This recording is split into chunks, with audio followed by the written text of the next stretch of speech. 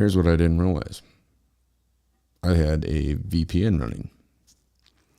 And when the VPN's running, then apparently we have issues. So let me switch back to let's check the DSLR. Appears to be okay. The lighting's kind of funky. We can kind of swap that around a little bit. Sorry. Jeez. It's like, I mean, it's usually amateur night around here anyways, but boy, this is really, this is taking it to a new level here.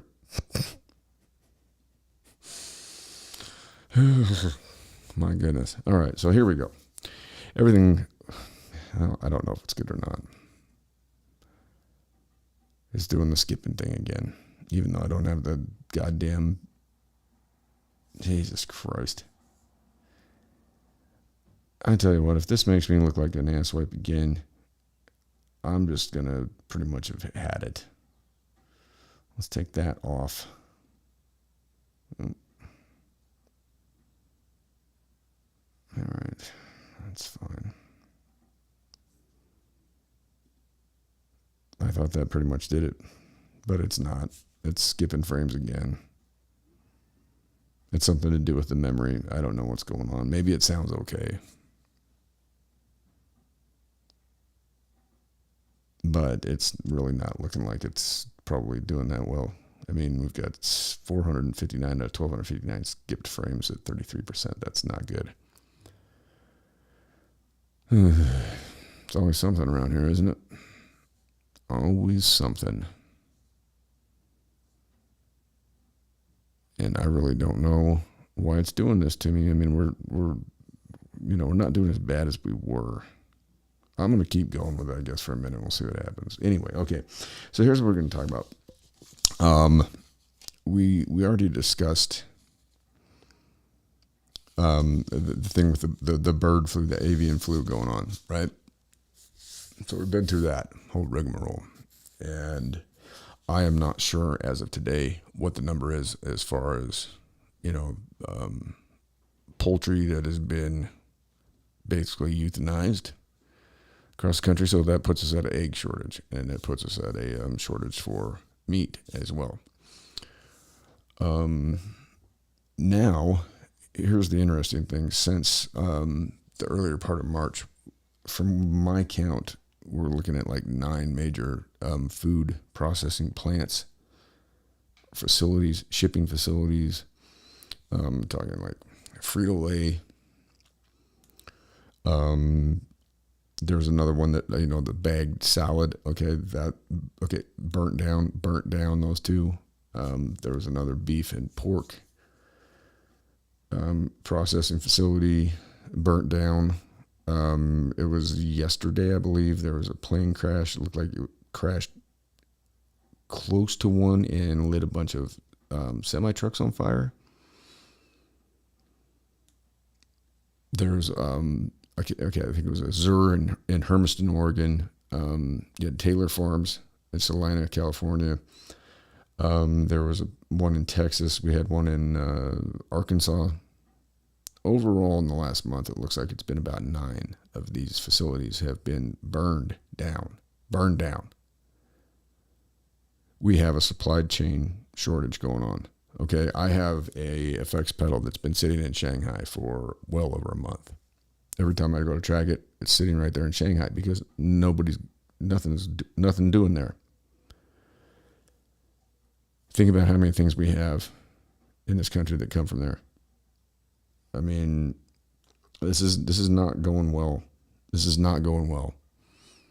And I don't care what Onion Head says when he gets up there and says there's 2 reasons that it's because of Vladimir Putin and it's because of COVID. Well, he was the one that had the solution for COVID, right? Remember, that was the campaign platform, was that he was the one, he was the guy.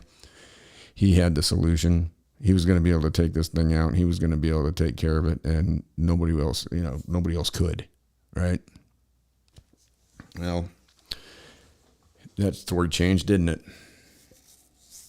It's been every fucking excuse that this guy can come up with. Did you see him get scared by the Easter Bunny the other day?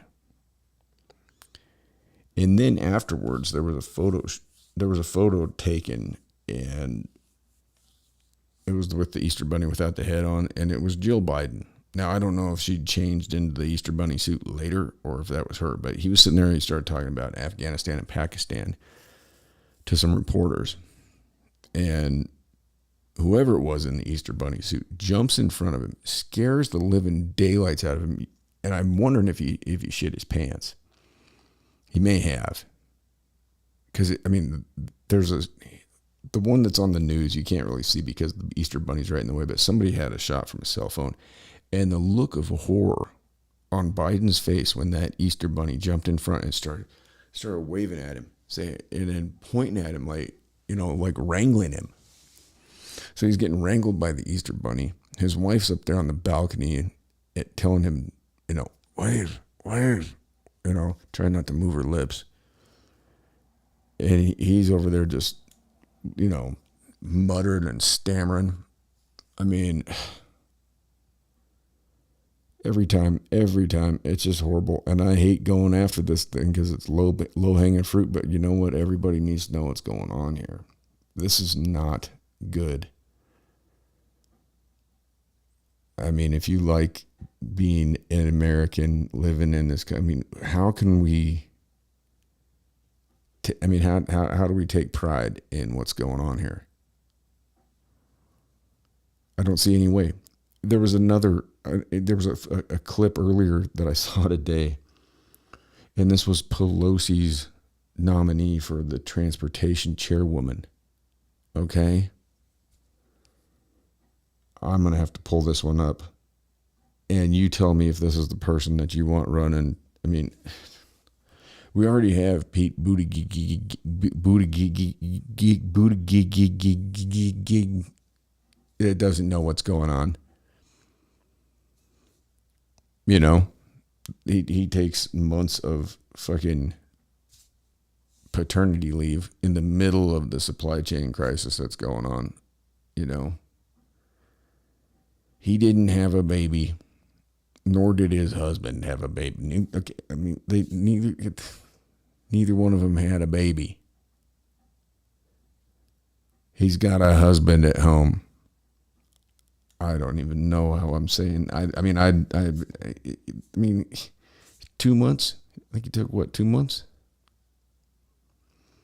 And he gets on the air and he gets on the TV and he talks about the app that he has about when the babies get their diaper changed.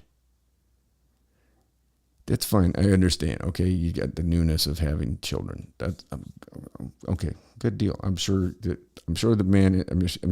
him and his husband are loving parents. I'm sure they are. Not saying anything about that, but it just seems that he has a responsibility to take care of as well. That's not being taken care of. And it's being approached. I mean, like Charlamagne the God the other day had him on the show and said, hey, man, you know what? Black people think that you Democrats are not living up to, your promises. And he, really? But I'm Pothole Pete. I mean, we're talking about a guy that could not take care of the potholes in South Bend, Indiana. Do you think he's going to be able to solve the supply chain crisis that's going on? And then to add on to it, we've got the avian flu going on, okay? H5N1 bird flu, basically. So anytime there's a facility that has one sick bird, they have to kill them all. They euthanize them all. The last number I saw in Iowa was it was a crazy number. It was like 17, 18 million. And we're talking chickens and turkeys, okay? Now, this time of year, turkeys, I mean, people like their turkey. You get ground turkey, you get your turkey bacon, you get your turkey cold cuts. And obviously not in such high demand right now because we're not in the middle of, Thanksgiving or Christmas. But, I mean, when you're talking chicken, I mean, that's what people can really afford right now. The price of ground beef is through the fucking roof. The price of everything's through the roof. I mean, let's just be honest. The inflation is absolutely out of control. And they're calling it a percentage that is about half of what it actually is. And then Onion Head just sits there and says it's Putin's fault. What was happening? It was happening before that. It's not like this just all of a sudden just came out of nowhere. You know, and this didn't just, manufacture itself when Putin decided to do what he did. And I mean, I have a hard time even talking about what's going on over there because I don't personally know. It's one of those things that, and I saw the guy from the Quartering today, and he was saying the same thing. And what he said about it was the same way I feel about it. I mean, I feel the same way about it. And he's like, I just, we don't know. We don't know what's going on over there. I mean, you see the death and destruction, and it looks really bad. And I'm not behind any of that.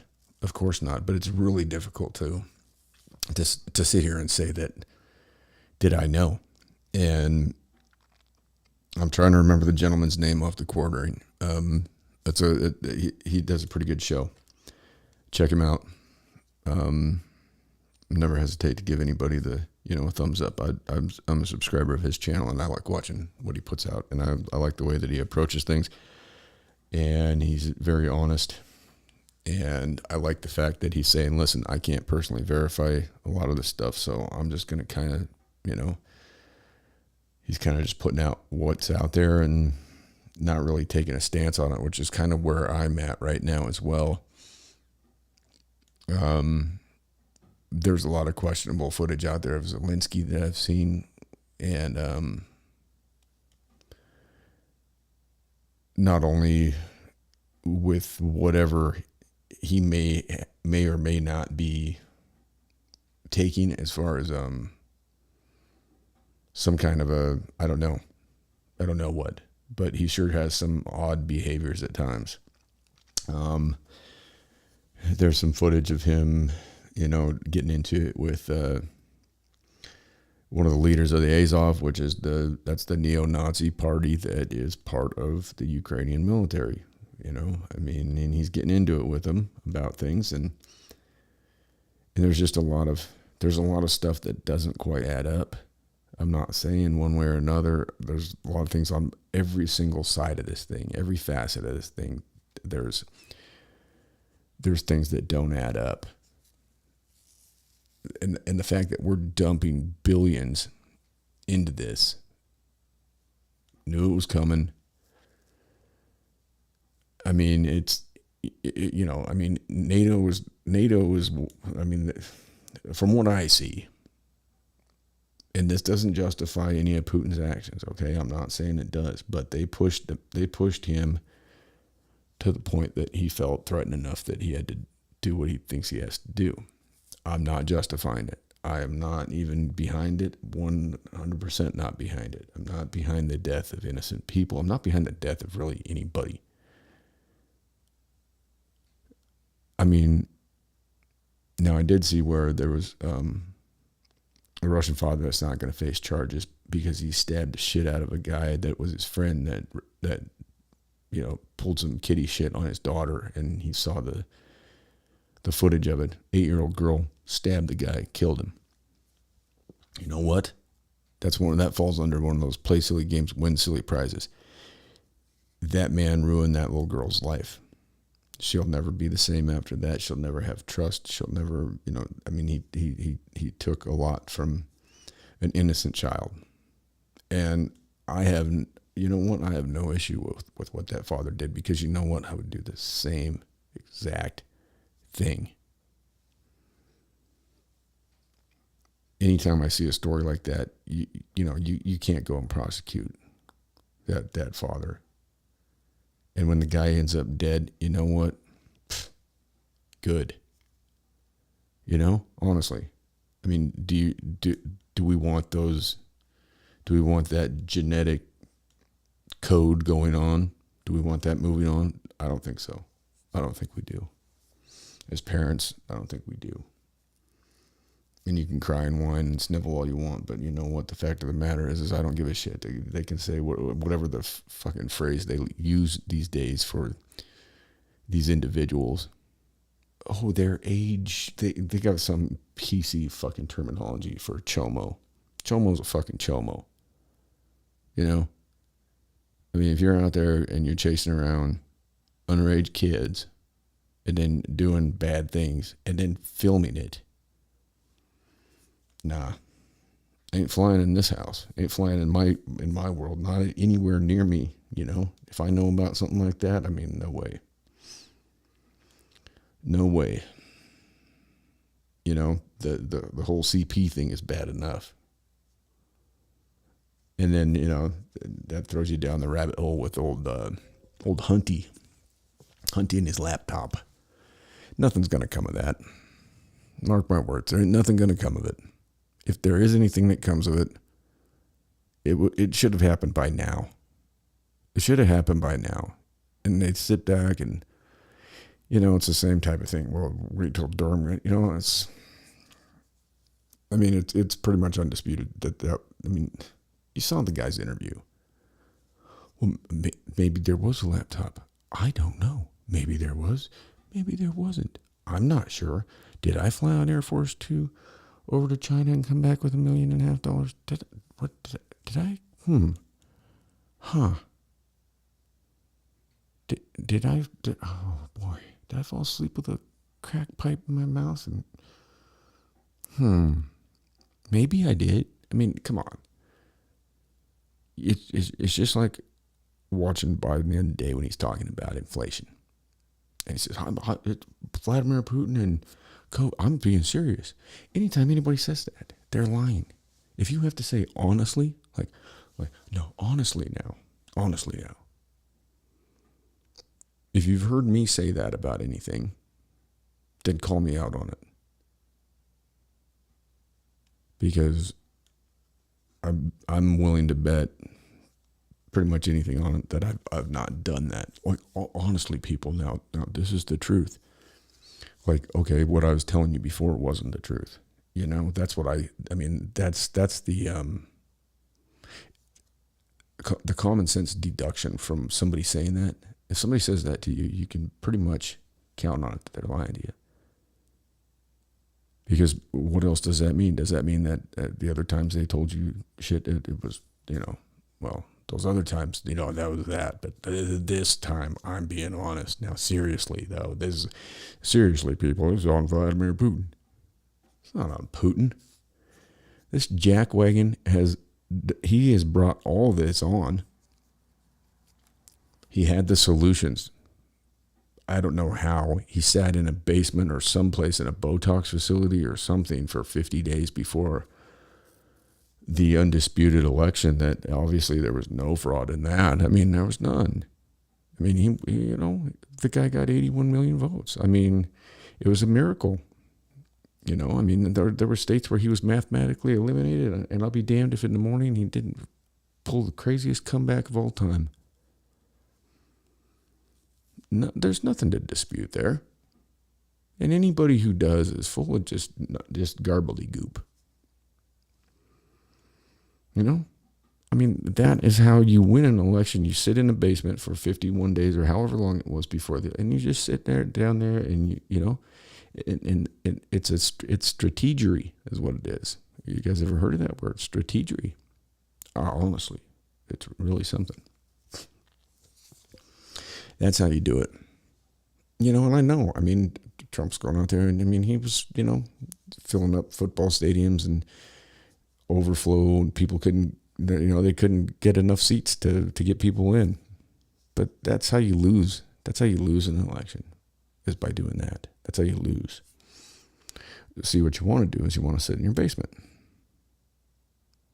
And then you want to, you know, it's strategery. It's how, honestly, people, I'm telling you the truth, honestly, this time I'm telling the truth. That's how you go out there and win an election. That's how you go out and you get the most votes of any presidential candidate in the history of the planet. That's how you do it. Just like that.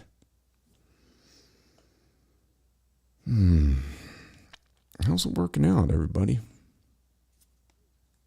Well, how's it working out? It's gonna get every day it's getting worse. All right, when we lose 9 of these plants, these processing centers, these shipping centers, I'm telling you this. Every one of these places, they have strict OSHA guidelines in place. They are making sure they don't want these places to burn down.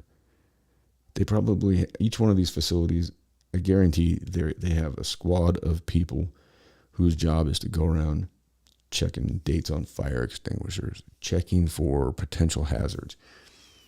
The one factory or the one plant, I'm trying to remember which one it was. I want to say it was, and don't quote me on this because I don't have it in front of me, but I want to say it was either Azure or it was Taylor Farms. But one of those, they had a boiler that they said was, out of whack. But they have people that are looking for that. And then you have a plane just happens to land or happens to crash land, and you end up with 8, 9 trucks on fire.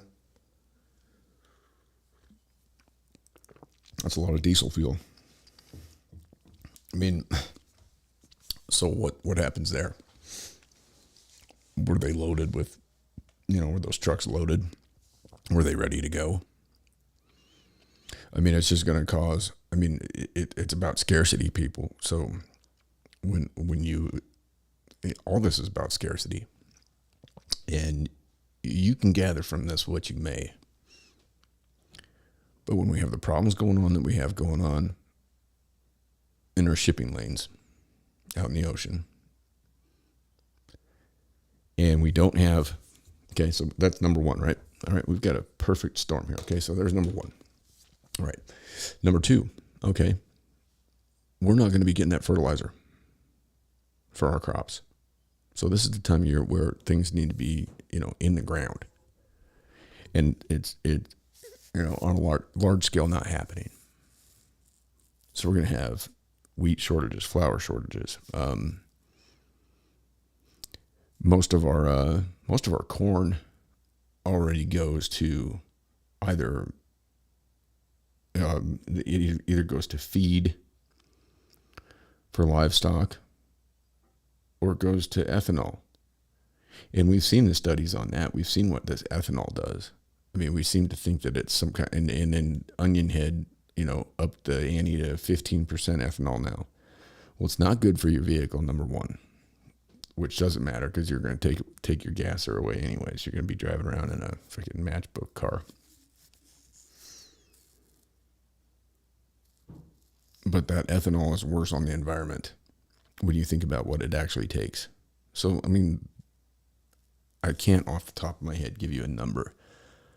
But, most of us would think that when you drive past a cornfield, in the middle of the summertime or whatever, and you see all the corn stalks and they're 6-7 feet high, one would think that that's going for human consumption. Well, no, the majority of it's not.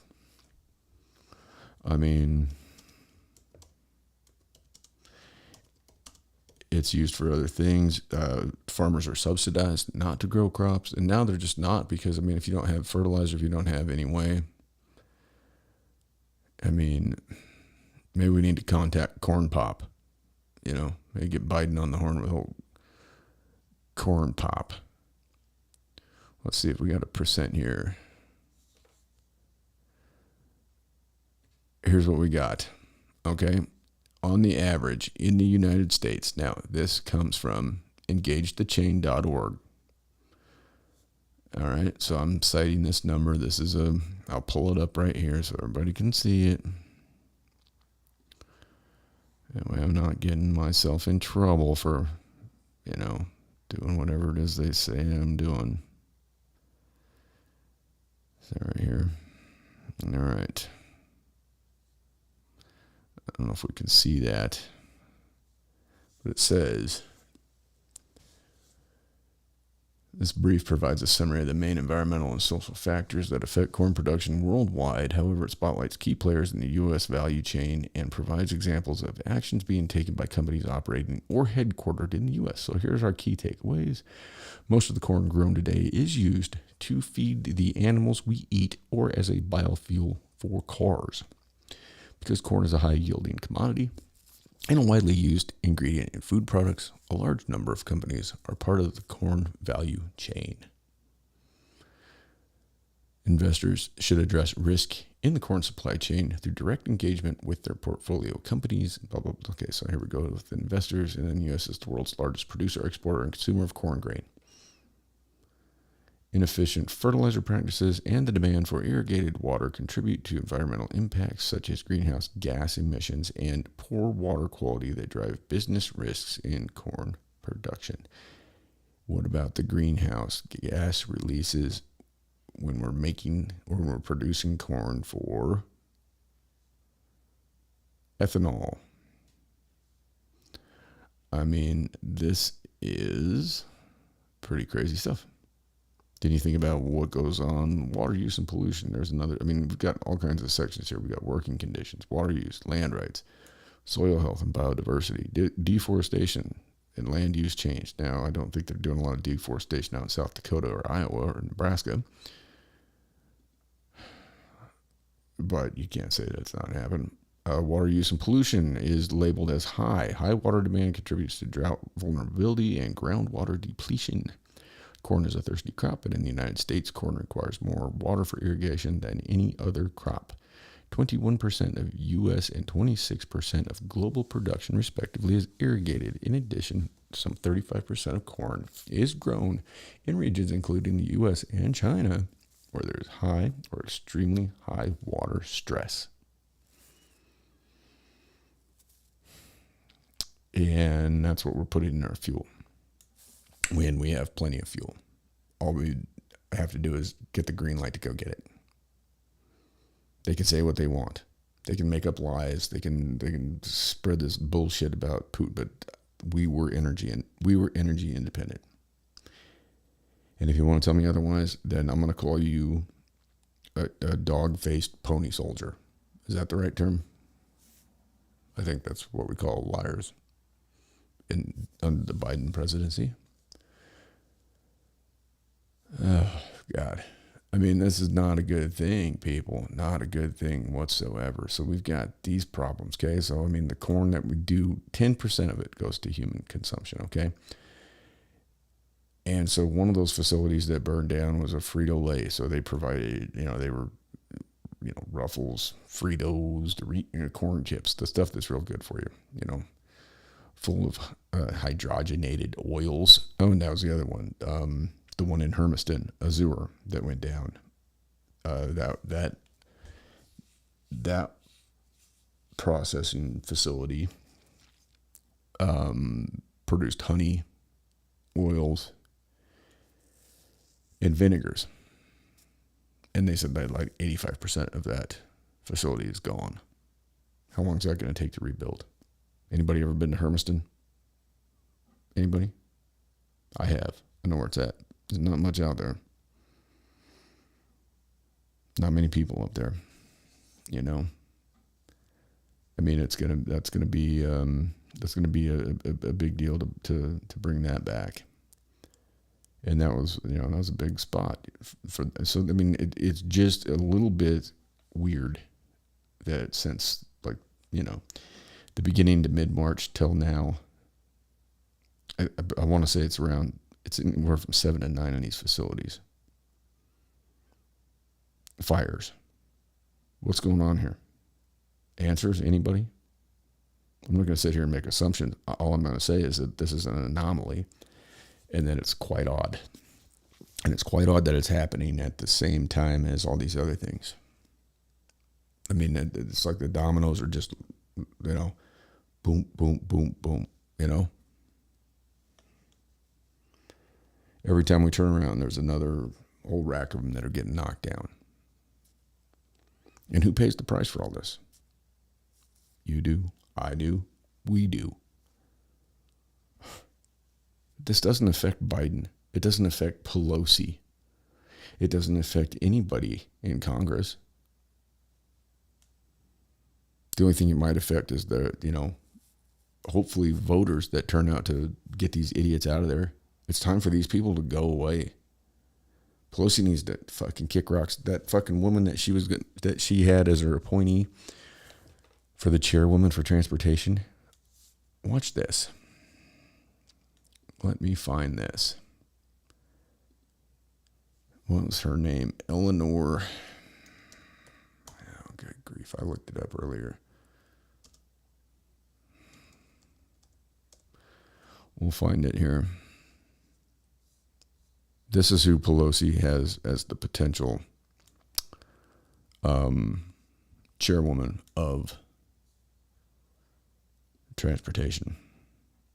And watch this. This is really a spectacular display when it comes to driving skills and motor skills. It's really, really something.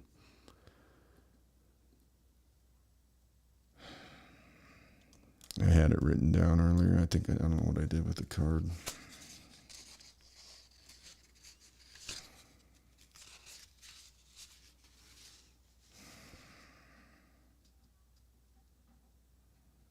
Yeah, we'll have to find it the old-fashioned way. Some good old-fashioned sleuthing.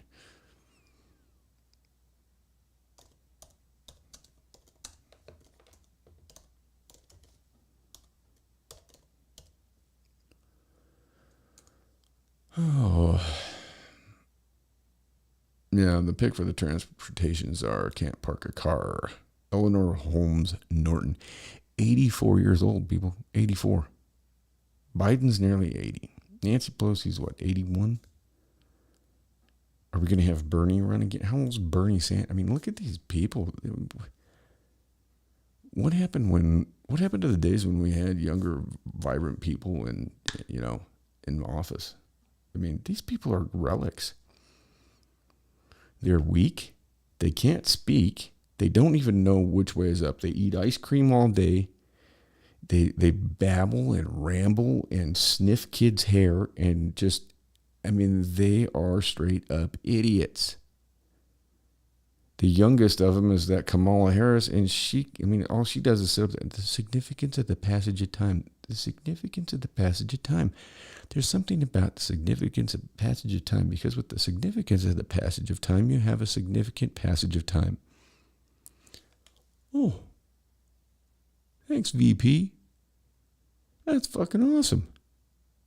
We got a vice president who can say big words that aren't that big, but, put them in that cake and then just keep saying the same thing over and over again. Everybody,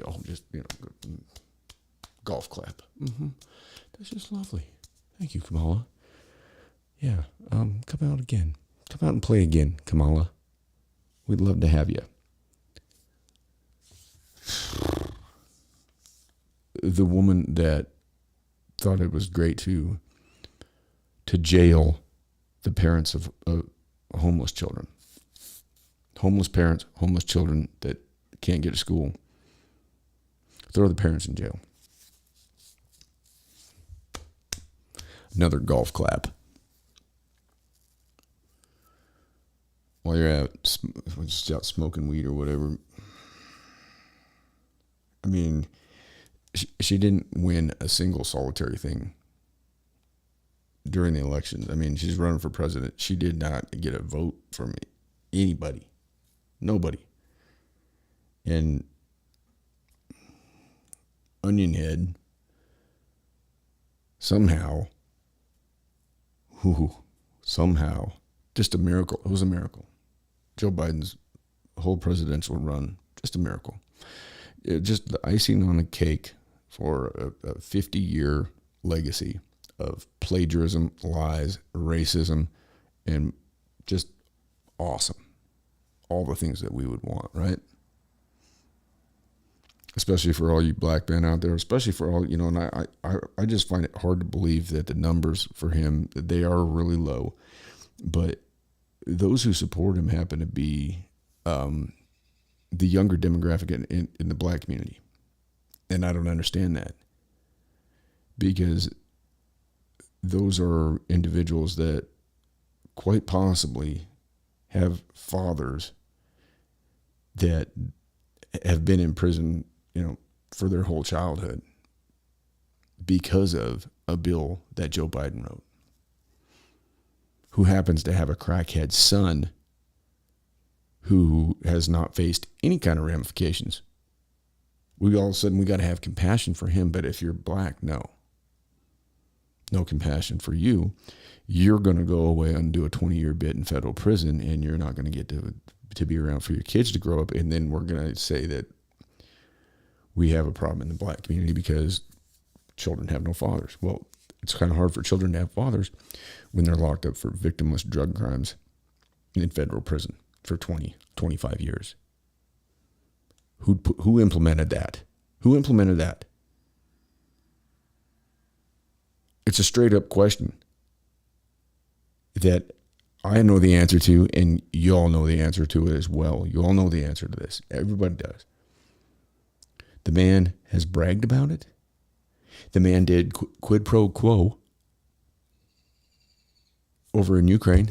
He was the one that said he was going to withhold the $1 billion if they did not get rid of that prosecutor. What was his name? Zelenko?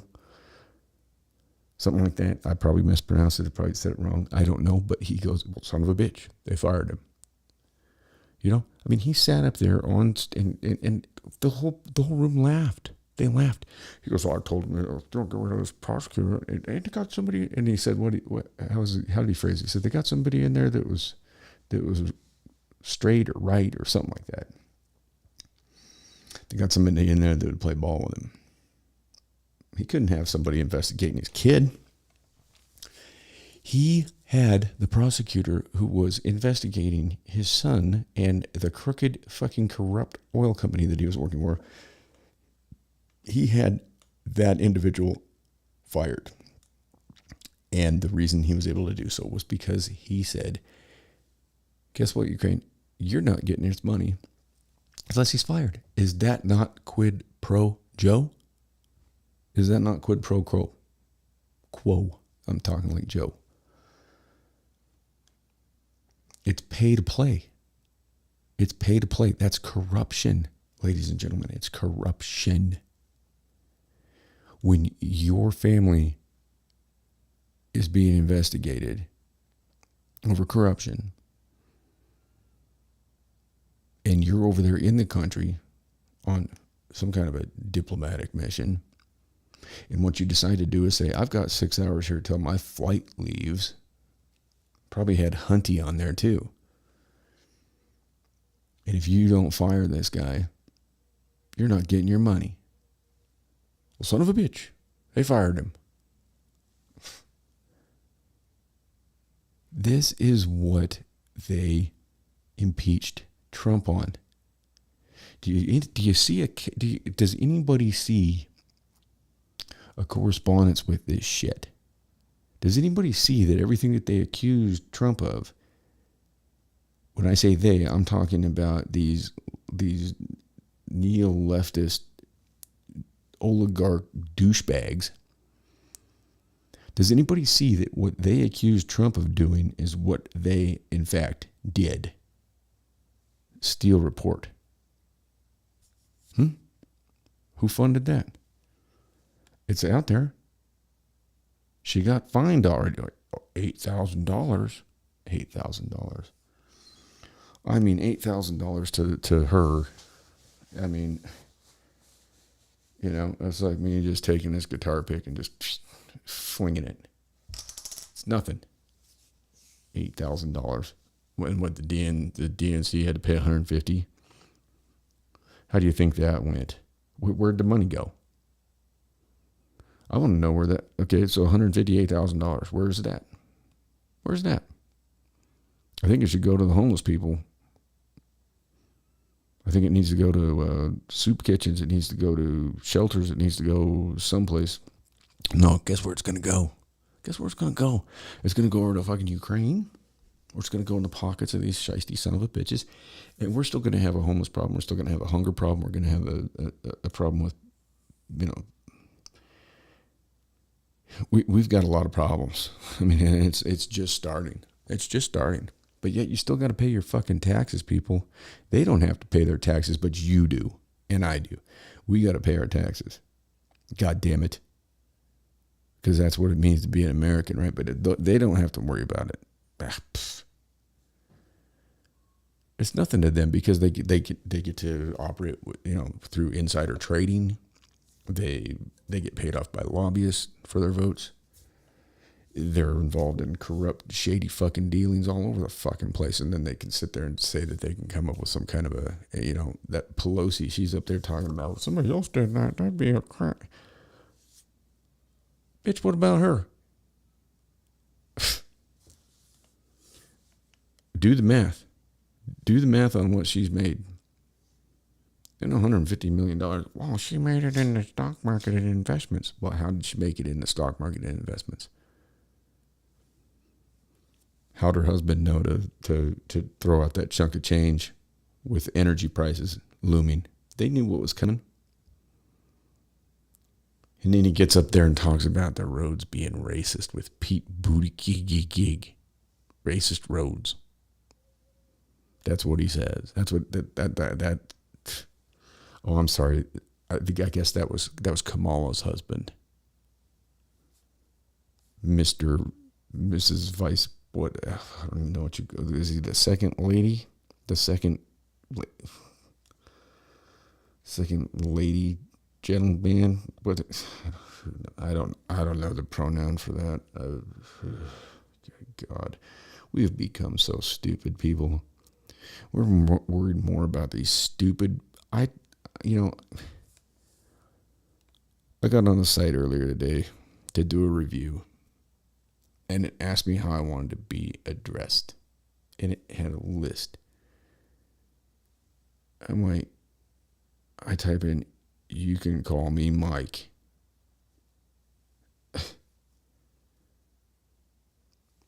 What the hell are we doing here? What are we doing?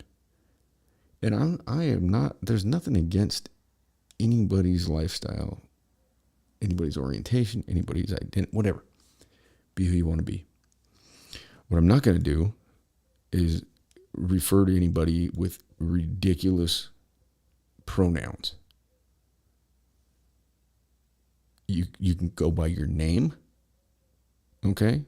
You can go by Mr., Mrs., ma'am, sir, he or she. The rest of it, get it out of here. A bunch of nonsense. We've become so nonsensical.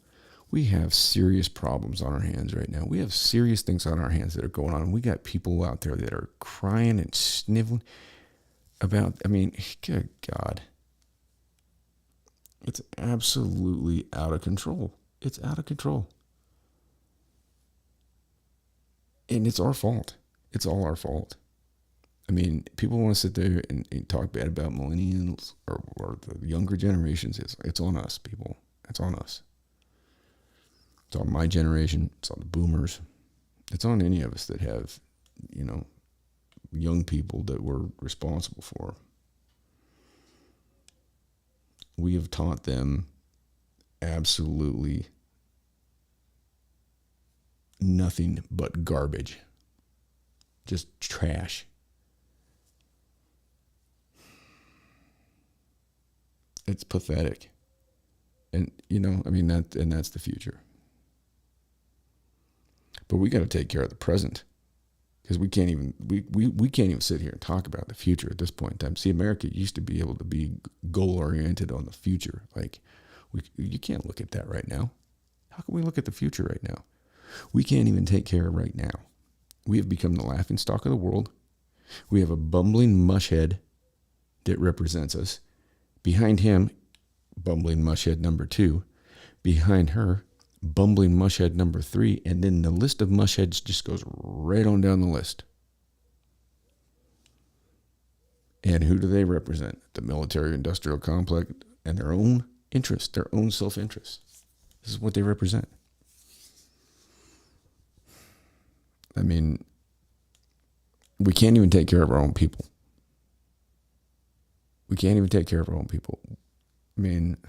That's pretty sad. People don't want to work.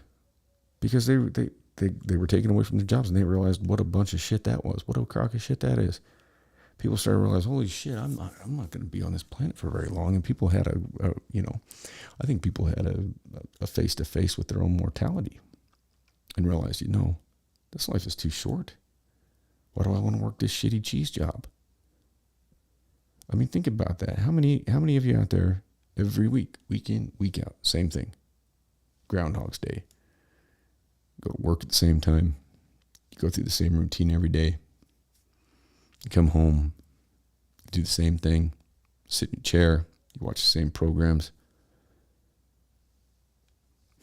you go to bed at the same time, wake up and put the same pajamas on, brush your teeth the same way. Everything that we do is cyclical. You understand what that's called? That's called institutionalized. And it took me a while to realize it until one day when I'm walking around in prison and I'm talking to my friend in there. And, the guy that mentioned it to me, shout out Sean Fitch, hope you're well, brother. He asked me if I thought I was institutionalized. And I said, nah, man. And he goes, no, he goes, think about your day. Think about what goes on during your day. And I started thinking about it. I was like, man, you know what? If any little cog in the machine gets thrown in there, like I'm off kilter all day because I got to be, door pops. I'm here. I'm there. I'm like every day. That's how you do time. But that's how people do time too. I mean, that's what the majority of us out here are doing. We're just doing time. For what? You waste the best years of your life working a shitty cheese job for somebody, voting for these clowns, having them steal everything from you. The only legitimate money that's out there is the money that you make, folks. The money that you go out there and sweat your ass off for. I've done it for long enough. My knees are about to explode. My back hurts every day. I've got 2 fucked up shoulders. I've got broken off, chipped off elbow bone. I can't feel my feet. And I'm only 46 years old. That's what I've gotten out of it. Right now talking to you, I can't feel my feet. And I can't get it fixed. I can't even get it looked at. I can't even afford the appointment to go in and see a neurologist to just even have him give me a diagnosis so I can try and get some kind of assistance because of it. It's not a made up excuse. If I were to show you my foot right now, either one of them, you would go, oh my God. I can't do anything about it. There's nothing I can do. I can't afford it. I can't afford insurance. And I damn sure wouldn't be able to afford the medication. And I damn sure can't afford to go to numerous visits to a neurologist. Who knows what the fuck they put you through? They put you in the tube for MRI or whatever the fuck they do. I mean, an appointment with them would, is $2,000, $3,000, $4,000, $5,000. Not to mention the follow-ups and, whatever they try and put you on for medications, which I don't want. I'd just like to find out, what could be done to, I have nerve damage. I mean, probably need surgery. Am I going to get it? No. And so now I can't go out and I can't work the way that I used to. I can't go out there and climb ladders. I mean, and there's a ton of people out there in this world that are just like that, just in the same position as me. And there's no help. There's no answer. There's no solution. I got to try and put food on the table. I'm trying to do this. I can't get more than 3 fucking listeners because I'm outside the algorithm, because I've been shadow banned for telling the truth. I mean, I can't get monetized because I play songs on my show that I've been given permission by the artist to use. Yet YouTube, they copyright me on them. Doesn't matter. I'm not making anything. I have 3.2. I don't even know how many listeners I have. I don't even look at this stuff. I don't know. I just keep going. I'm just going to keep going with it. That's all I know to do. Trying to do other things that don't require me climbing around ladders and, potentially falling to my death. I can't walk on a roof. When you can't feel your feet, you can't walk on a roof. You can't climb ladders. You can't climb scaffolding. It pretty much limits you. I mean, it's difficult enough to go out and, to go out and do the things that I, you have to have some kind of a, something to do. And I like to go out and look for fossils, but I find myself out there and I'm out there in the dirt and the sagebrush. And I trip and fall over. I trip and fall all the time. I wreck my dirt bike all the time. I keep going because I'm a stubborn idiot, I guess. And some people might say, well, maybe you should just do that with your work. That's like, well, you know what? I don't really want to fall off a ladder. There's a difference between stumbling and falling in the dirt and falling off a ladder. Anybody ever fall off a ladder? I have. I rode a 28-foot ladder down to the ground, doing an inside job, moving it down the wall, climbing up with black paint, cutting in the top line. And I'm on a hardwood floor, and I don't see that the roof is leaking, and there's a puddle. And I'm just trying to haul ass because that's what we were supposed to do. I get up there, cutting, all of a sudden I feel that thing go. Write it down, curl 1 foot under one of the rungs, hold the paint pot out with one hand, got my brush over here. That thing slams down. It's in a dance studio, so it's got mirrors. I break the mirror with the ladder. I hit the ground. My foot is hooked under the rung so I don't fly off of it. So when I hit, the weight of my body and the ladder is on my foot. So it blows out fucking my big toe and my second toe. Blows out. Literally. Explodes. I hit the ground. Paint shoots all the way up onto the ceiling. That's how high. And I'm on a 28-foot ladder. So what do? Clean up all the paint mess. Pick the ladder up. I don't even bother to untie my boot. I'm not looking at that boot because I know that as soon as I untie that thing, I'm not getting my foot back in it. I can already feel it's not going back in. Put the ladder back up and keep going. End up working like a 14-hour day. Get home, bottle of vodka, unlace my boot, and all I can see is red. Sock, completely, it's red. It's wicked all the way up my sock line. My roommate just about threw up when he saw it. I pulled the boot off, and literally that boot was just, it was, full of blood. Grabbed that vodka, twisted the cap off, and just, took a guzzle off of that thing, and then proceeded to peel that sock off. Toenail barely hanging on each, just a mess. Call my boss. Say, hey, I took a real hard hit today. My foot is like bad. And I'm like, and my back, I'm having back pain like you can't believe. I'm like, I can hardly walk around right now. My back is killing me so bad. I think I did something. Did I get any medical attention for that? No. I got screamed at that I needed to have my ass to work the next fucking day. That's what I got out of that. I'm out there trying to haul ass, make money for this character, and that's what I get. I get to ride a ladder down because of something that was, I should have been looking.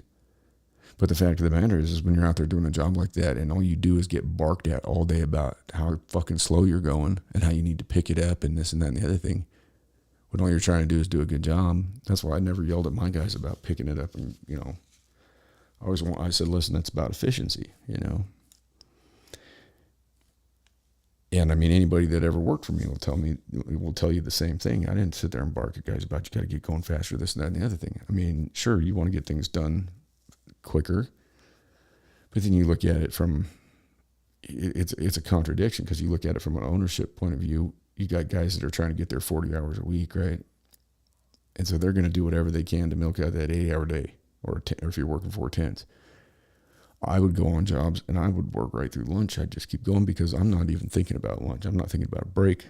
And guys would sit there and, well, do you think we can take a break? It's like, take a break. Be a man. You got to take a break. Take a break. I don't give a shit. But what I'm saying is there's a ton of you out there that have stories just the exact same as what I'm telling you right now. I know. I know you. I see you. You're my friends. You're guys I've worked with over the years. You're my people, my friends. You've been beat the fuck up and you got no choice in this life other than to just keep on fucking trucking. For what? An early grave. That's what it's going to amount to. It's what it's going to amount to. You're going to end up going to some doctor. They're going to put you on some kind of opioids or some shit like that. You're going to get addicted. You're going to become an addict. You're going to be in a world of hurt. They're going to pull your prescription. I mean, that's what they do. That's what happens to the people that go out there and bust their ass for these fucking stupid jobs. These stupid fucking jobs that don't do anything for anybody except the fucking rich people. That's it. You know, and then you develop that mentality. I mean, I don't know how many guys I've had to break of that mentality, that 9 to 5 mentality, that idea that you got to get up and every day. Why? Why do you got to do that? And that's what happened with this pandemic, I think, is that people finally were able to step back from it for a minute. People got a little bit of a cushion at the start, which where's the rest of the money? Good question. I don't know. But people got a little bit of a cushion and a time frame to step back and I think evaluate what they're doing. And that's why people don't want to go back to work. Why would you want to go back to that? Why would I want to go back to that? Go back to going out there and working for somebody and making them money and just getting treated like, you know, piece of shit, like an indentured servant. I mean, you know, you go out and you break yourself in half. I mean, I don't know how many times I've seen bad things happen to dudes on jobs. I mean, I've been doing this shit for a long time, and I've seen some bad things. I've had bad things happen to me, and I've seen bad things happen to my friends, and you just roll with it. I mean, when I was 19, I had a foot that was so badly infected from if anybody knows what a pan whacker is, it's a big, like a jumping jack is what they call them. It's got a big steel pan on the bottom, and it's got a spring and a motor on it, and it compacts dirt and it jumps. Well, this thing had a bad carburetor on it, and I'm in a ditch, and the thing goes, it misses, and it jumps, and it hits the side of the ditch, and it lands on my foot, and once again, you wonder why I can't feel my feet? It hits my steel toe boot that I'm required to wear by OSHA. It bends the steel toe boot into my fucking toes.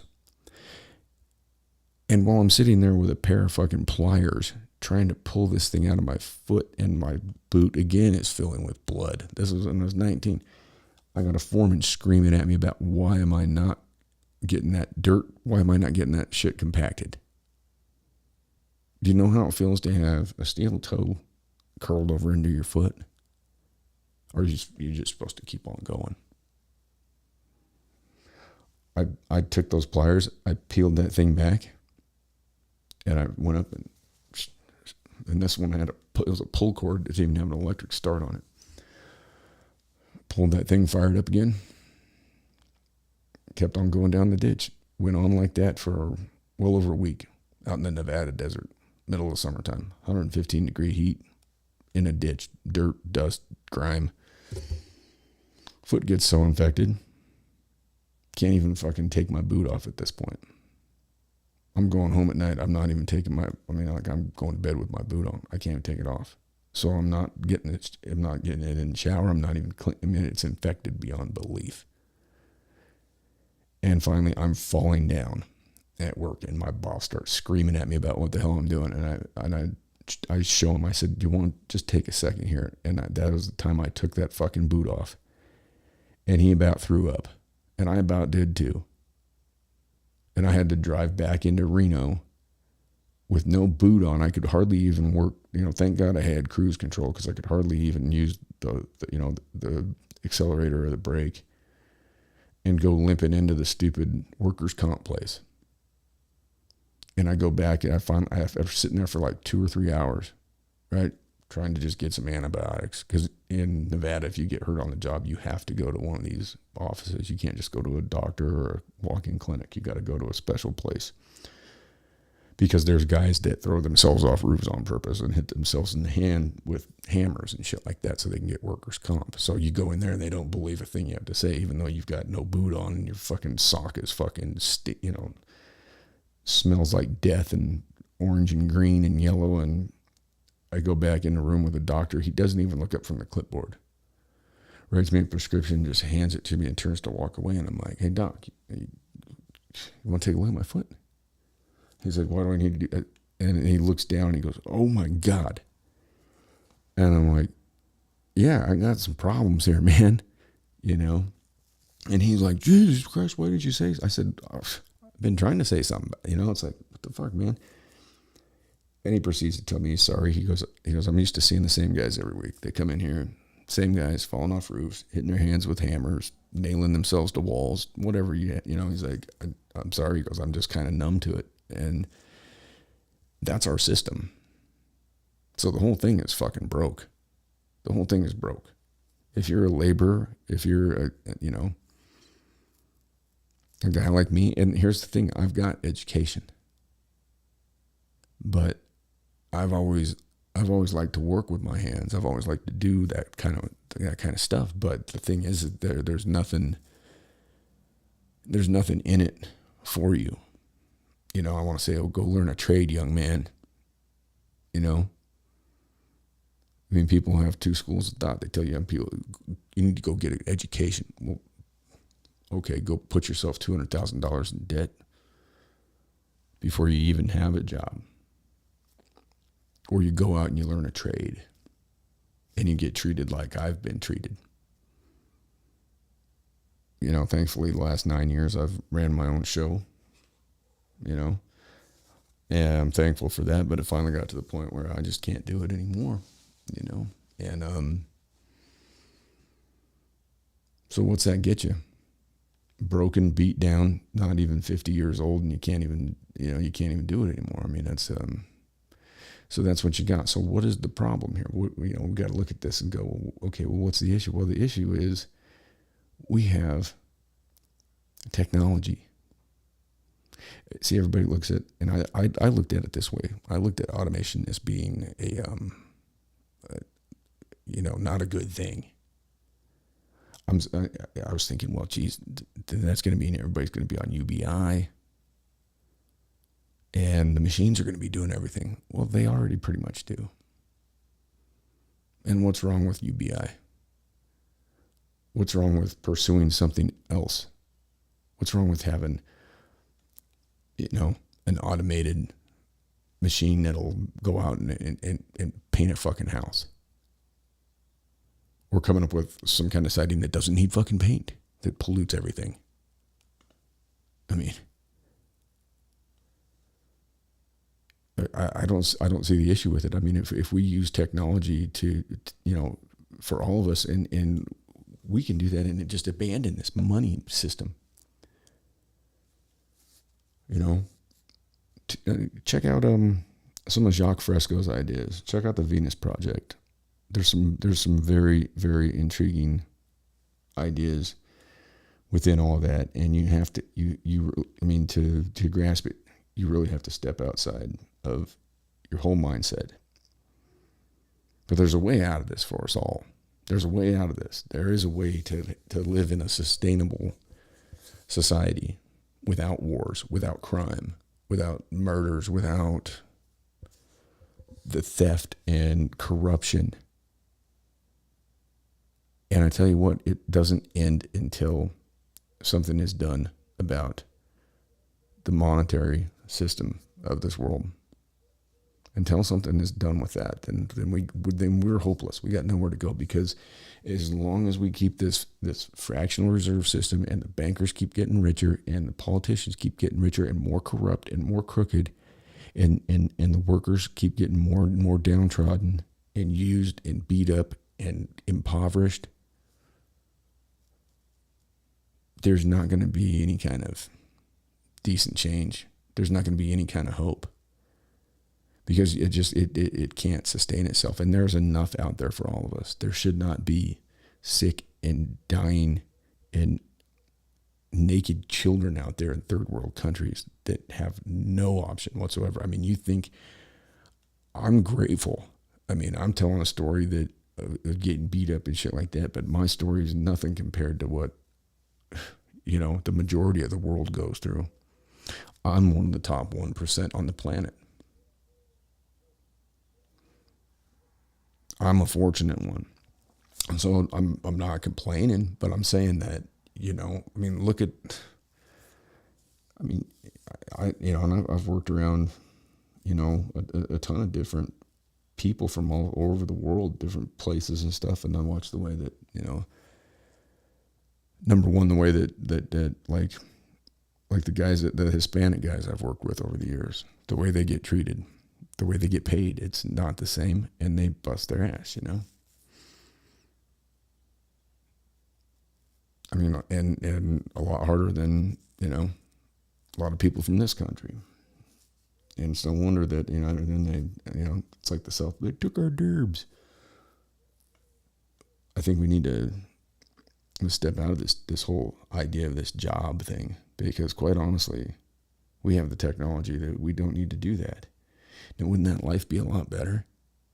How many of you out there would have a much better life if you didn't have to, just step outside the box and think about it for a minute. If you didn't have to go through the, sounds like somebody's got a case of the Mondays, or if you never had to hear TGIF ever again, or ever have to hear about hump day ever again. I don't, and I love it. I don't even think about it. Monday, a day is a day. A day is a day. It doesn't matter. I don't care. And these holidays and all that, it's crazy. It's so silly. It's like, why can't every day be a holiday? We're not here that long. Every day should be a holiday. I mean, why is it that we have this mindset that we got to toil and grind ourselves into nothing and just beat ourselves up, and then maybe for a few fleeting years of our end of our life, we get a shitty retirement and have to make a choice between buying medication or eating dog food? I mean, it doesn't make any sense, folks.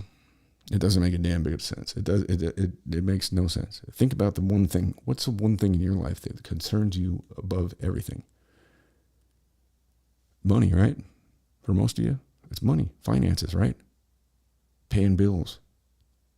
Trying to at least put some savings away, right? Isn't that what everybody's concerned about? I mean, I know that that's my biggest stress factor. I try not to let it stress me out, because I've learned that it takes care of itself, and that stressing about it doesn't do any good. I've had those days where I've owed $10,000 in payroll, and I've got six grand in the bank, and I got to come up with, figure out where am I going to get this $4,000 so my guys can get paid. That's not even me getting paid. And I've made it happen over and over and over and over and over. Made it happen. I wanted to make sure, because I knew what it was like to be on the other side of that fence where I'm busting my ass for somebody, and payday comes along and they go, "Oh, sorry, man." I mean, the only time I withheld a paycheck was when I had guys that couldn't figure out how to turn in their fucking time cards after years and years of doing it the same. It's like, you don't understand. This is when time cards are due. The accountant's out of town. You guys didn't turn your paychecks or your pay stubs in, your time cards. Sorry. Guess what? There wasn't a problem with time cards being turned in again. I mean, I don't know how many times I had to do that every day. I'm chasing guys around, finding my guys up to jobs. Like, hey, you want to get paid, Muttonhead? And these guys are and they're out there punching a clock. I mean, it's no way to live. And punching that clock, why is it that we feel like that's what we have to do? And I'm not against work. I'm not against being productive. I'm not against being industrious, but I think that people should be able to do what they want to do on their terms. Because believe it or not, everybody has got some kind of a talent, something that they're good at. And I don't think that the way the system works right now, that I think you have a lot of talented individuals that would excel at things that would make their lives a hell of a lot better, and probably make the lives of others a lot better if they were able to pursue those things. Don't you think? And what would that take? Throwing people a universal basic income instead of sending it over to Ukraine, instead of sending it to, the fucking people that run Raytheon and Lockheed Martin and Grumman that build weapons of war and mass destruction, the military industrial complex. Wouldn't it be better if we kept our young people here at home and we minded our own business instead of going over and fighting oil wars for George Bush Jr. and George Bush Sr. and any of these other, politicians? They want to sit there and talk about, they want to sit there and talk about supporting the troops. Well, support the troops by bringing them home. That's how you support the troops. I mean, plain and simple. I mean, our young people should be here. They shouldn't be in the Middle East. They shouldn't be in these places. I mean, it's food for thought. And you got to look at it like, when you look at the numbers of the young people that come back from being overseas, where they're supposed to be, doing the whole freedom isn't free thing, supposed to be heroes, and they come back and they commit suicide in large numbers every day.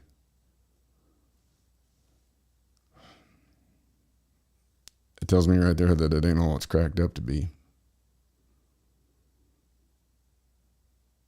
I mean, I honestly, when I hear that Lee Greenwood song, it really just, I end up turning the TV down, turning it off, changing the radio station, whatever. I don't want to hear that. We don't have anything, we should be proud of our actions. Not just proud to be from somewhere, because none of us had anything to do with it. None of us had anything. Is there proud to be an Iraqi? Is there proud to be an Afghanistani? Is there proud to be a Moroccan? Do they have those songs? Maybe they do. I don't know. I don't speak the languages. And not like this fucking country does. And then you look and you see what happens to our veterans when they come back. You look at the way they're treated at the VA. I've seen stories where these people have come, these veterans that have served, that need medical, and they're in these VAs and they're like covered in fucking ants. That's how you're treated. Freedom isn't free, huh? You come back home and you got blown up. You need medical care probably your whole life because you gave away everything that you had for the country, for what you thought was right, but what you realized could have just been a joke. I'm not saying I don't think that the military doesn't do God. I think those guys I think there are guys out there that have, the majority of them, of our military, they've got good hearts. They've got good intentions. But there's obviously something that happens between point A and point B with our veterans that it's messed up. So I'm definitely not saying anything negative about any service members. I think that young people go into the service with the best thoughts and intentions in mind. But you know what they say about intentions and the road to hell, and a lot of these young people have unfortunately been down that road to hell, and it's not ended well. And we got to ask ourselves why. It should be an issue. It should be something that's addressed, and it comes up in, Facebook memes here and there and shit like that, but it's not something that's, we're talking about at this point in time, right? We're talking about if they get rid of Title 42, which if there's not a scientific reason for it, if there's no evidence that should be in place because of, the pandemic turning endemic, then yeah, it needs to go away, because you can't just leave a policy in place that is serving a purpose that it doesn't serve, other than just to keep people out. You need to come up with immigration reform. You need to come up with a path for people to come to this country. And right now, what we got going on doesn't work, obviously. So if they get rid of 42, and there's already caravans of people on the southern border that are going to come rushing over, and they're talking about taking medical staff from the VAs and putting them on the border to dish out vaccinations to undocumented people that are just going to come flooding over in massive amounts. And so here you go. Is that supporting our troops? Is that supporting our troops? Doesn't seem like it to me. When you're leaving the men and women that have sacrificed everything that they've had to sacrifice, except maybe their lives, and maybe they're on the verge of even that going away, and you're going to take medical personnel and send them to the border so Joe Biden can fucking grandstand with Kamala, two people that have never even fucking been to the border. And I don't give a shit what Jen Psaki says. That guy driving through Texas in 2008 doesn't mean he was at the border. Him driving through there on the campaign trail doesn't mean he was ever been to the border. He has no clue. She hasn't been. Lester Holt asked her, and she said, well, I've never been to Europe either. What's your point? The point's you're a fucking liar. You just sat there and said you were. We've been to the border. And he's like, you haven't been. Well, I've been to Europe either. That's who is second in charge. That is a liar. That is a liar. I don't care any which way you put it. That is a liar. And so is he. And so is Pelosi. And so are most every one of them. The ones that are worth a damn have gotten out of it.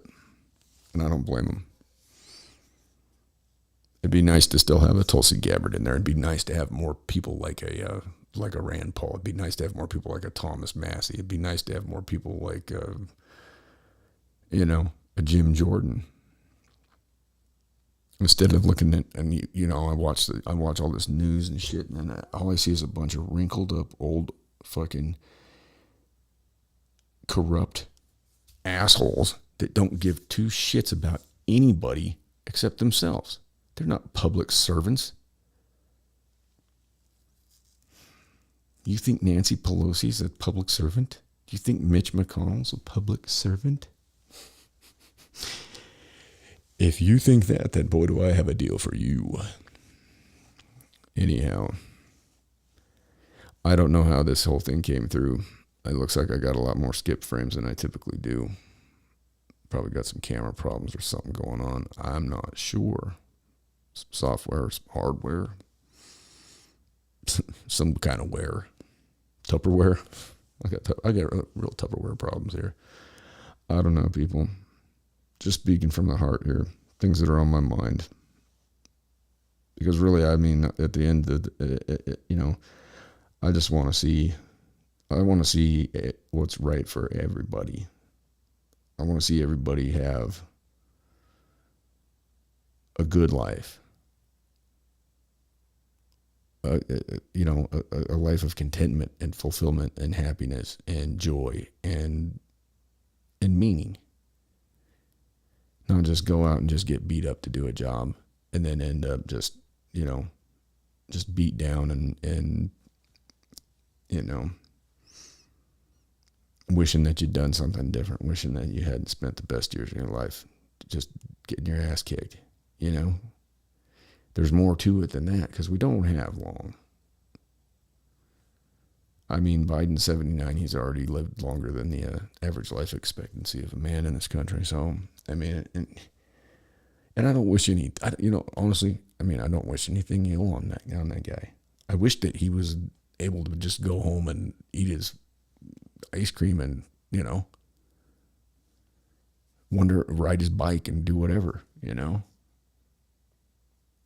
I mean, there's another prime example.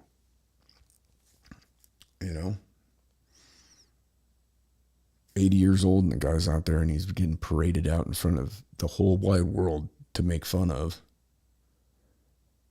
And I make fun of him, but the reason I do is because the thing that rubs me wrong about him is the racist shit that he backed. And sure, everybody's got the ability to change, but you try telling that to some of the guys that I know that were locked up for decades and guys I know that are still locked up over victimless drug crimes. When this guy's got a kid that's everybody knows is a crackhead. He's been on that Jimmy Kimball talking about Parmesan cheese in front of the whole country. No big deal. It's known that he lied about getting, what he put down to get firearms. And I mean, it's a double standard. So while I don't wish any ill will on old Joe, I don't got a lot of love for him either. I mean, I don't know. It would be nice if he could just go sit in his basement or do whatever. And I honestly don't think we need somebody in that position in the first place. Because quite frankly, we all know what we need to do. We all know what it takes to get through. And it would be a lot better place if we were just able to do that, rather than having this group of oligarchs, ruling over us and telling us what we have to do and what we can't do and what we can do. And, I mean, like I was talking to Tyler the other night, it's pretty silly. When I'm 46 years old, I've been driving for 30 years, and I got to go pay $45 to get a stupid piece of plastic. What's that all about? Prove I can drive? Come on. If I want to go catch a fish, you know what a fishing license costs you? I mean, if you're hungry, you're going to go catch a fish, right? If you're hungry, you don't have the $45 or whatever it costs to get a fishing license. Now, I don't even know what it is. I haven't got one in the last 2 years, but I mean, the last time I think it was around $40, and they go up every year. Same if you want to go hunting.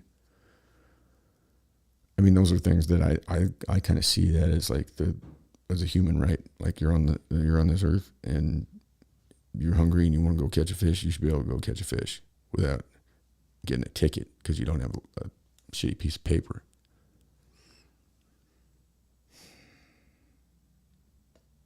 Food for thought, people. But it all comes down to that money, and I think if we figured out a way to get around that, then I think that's the only thing that saves us, quite frankly. Correct me if I'm wrong or off base, or if you got any better ideas, because I'm open to whatever. Boy, honestly, got a mind like a steel trap. Yeah. Got a mind like a sardine can. Oh, anyway. All right. I was trying to get out of here earlier, but once again, gift of gab. On that note, I'm going to sign off. I think what I'm going to do is I'm going to try and play that new song.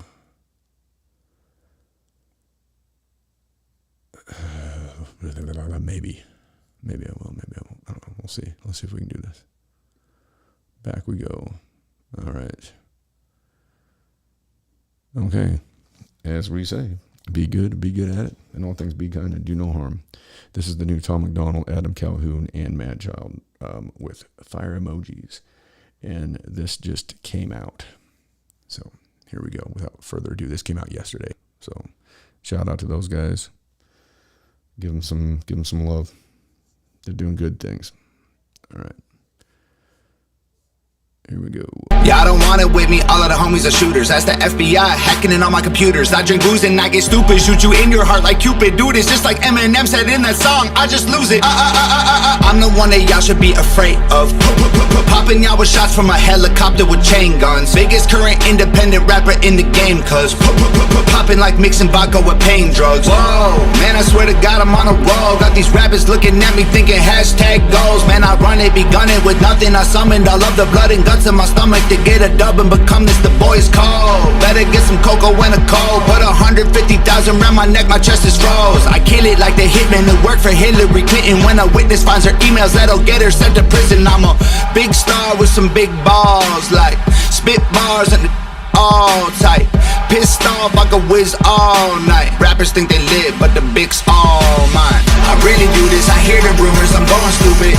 1 million flame emojis. I really made it, ain't gonna waste it, I'm going crazy. 1 million flame emojis. Sheesh, baby, can I get a rest in peace? Maybe someone should call the police, cause jeez, like we gonna cook up all the beef like 1 million flame emojis. rapping, maybe one day they'll accept you. Nobody thinks you dope except you. Why you do the most except views? Keep talking that, nobody gon' protect you. Tell me who's a better duo, armed to the teeth, headed to a funeral. Yeah, dressed in all black like business as usual. Kill every beat because we numero uno, ho. You pushing buttons like you looking for some violence. You probably be better off looking for some peace and quiet. We don't take losses, won't even lose on a diet. I don't never sleep, I can't stand the back of my eyelids. Woo. And I ain't put no effort in. You know the rules, man, there's levels in, devils in. Rappers think they better than, but they irrelevant. I've been a starter, check my letterman, a veteran. I really do this, I hear the rumors, I'm going stupid. 1 million flame emojis. I really made it, ain't gonna waste it, I'm going crazy. 1 million flame emojis. Sheesh, baby, can I get a rest in peace? Maybe someone should call the police, cause jeez, like we gonna cook up all the beef like 1 million flame emojis. I can beat up any rapper easy doing a headstand. I get a million fire emojis, all you get is eggplants. Warlock lord on a Zorlot board. Wipe my feet on your face like a doormat. Dork coming back into the game, but watch for and fakes. I listen close cause I can hear the whispering hisses of snakes. Lone wolf, looking at my bros like, bro, you need some food in you. Let's eat these poodles and drink the blood like it's chicken noodle soup. I'm the first one up in the morning, so cock-a-doodle-doo. Looking for a mark that doodle-doo, bash from the toodaloo. Now I'm with the big dogs, rappers getting paranoid. Still think I'm a pitbull, I'm a Frenchie taking steroids. Let me get this message out, all I see is errand boys. Gang, gang, gang, gang, everywhere's my territory. You can't intimidate a hitter, make a bully really live it. Yeah, this got my favorite baby, so I always tuck my kid in. Hey, kind of a mind of a psycho, but I've been trying to remind you that I've been trying to be kinder. It's getting harder, I'm finding honest with each other. I will honor all my brothers, cause I'm loyal to the core and I won't bother with the others. I really do this, I hear the rumors, I'm going stupid. 1 million flame emojis. I really made it, ain't gonna waste it, I'm going crazy.